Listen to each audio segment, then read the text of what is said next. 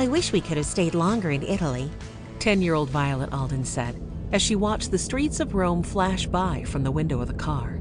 I know, Violet's older brother Henry said. But if there's a bad storm coming, we need to get to the plane right away. Henry, who was 14, had received a call from the co-pilot of the private jet they had been traveling on. Emilio told them to hurry to the airport because if they didn't take off soon, they might have to stay in Rome for several days. A late spring ice storm was bearing down on the city. We'll come back to Rome someday when we can spend more time here. The Reddimus Society is counting on us to deliver the rest of the artifacts safely and as quickly as possible. A secret society had recruited the Alden children to return stolen art and artifacts to their rightful owners. When the head of the society, Mrs. Silverton, had asked the Aldens to help, she hadn't realized a family of thieves, the Argents, would be trying to get the artifacts away from the children before they could get delivered. Yes, 12-year-old Jessie said. We'll come back when we don't have to worry about the Argents following us.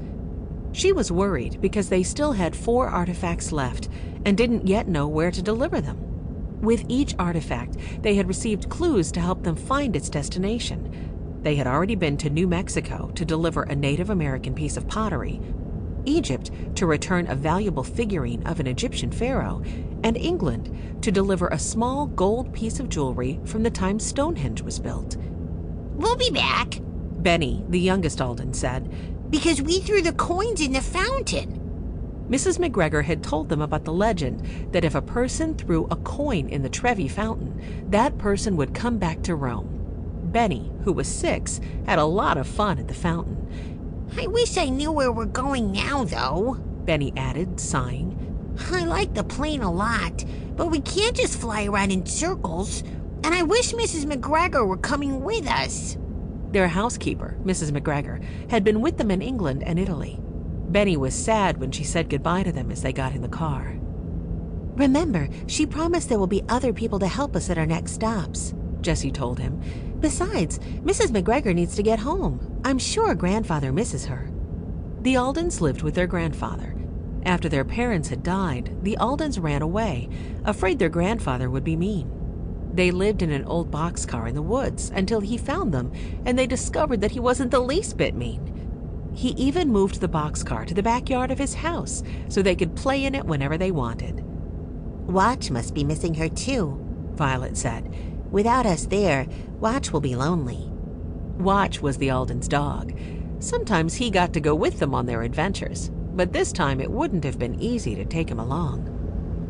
Jessie picked up the package they had received at their hotel right before Emilio called.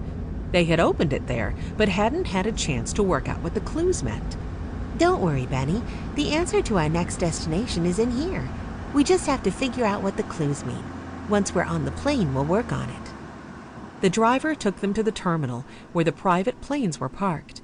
Then an airport official escorted the children out to their plane, where Emilio was waiting at the top of the steps. He waved when he saw them. "All aboard!" he yelled. It began to rain just as they went up the steps. The rain was very cold. The pilot, Mr. Gannert, came out of the cockpit. The front edge of the storm is already here, but we can't take off until we know where we're going, Mr. Gannert said. I need to file a flight plan. You Aldens are supposed to be so clever. Let's hear the plan. We're working on it, Jessie said, opening up the package once more. She took out the red silk bag with a gold design on it that held the clues. Mr. Gannert frowned at the sight of the bag. None of the children liked Mr. Gannert. He was a good pilot, but he was not very friendly.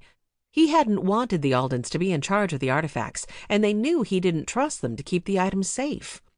Well, hurry up, Mr. Gannert grumbled as he went back into the cockpit. Jessie opened the bag and took out the clues, which were some wooden stamps, an ink pad, and an envelope with a riddle inside. The envelope had a little drawing of an owl on it. Reddimus Society agents used the owl on their messages because owls moved quietly and without anyone noticing, just like the agents tried to do. 6 of the 7 wooden stamps had letters on them. Benny picked up the one without a letter. It pictured a dragon instead. A country of many dragons? Dragons aren't real. I wish they were. I'd like to go to a country full of dragons.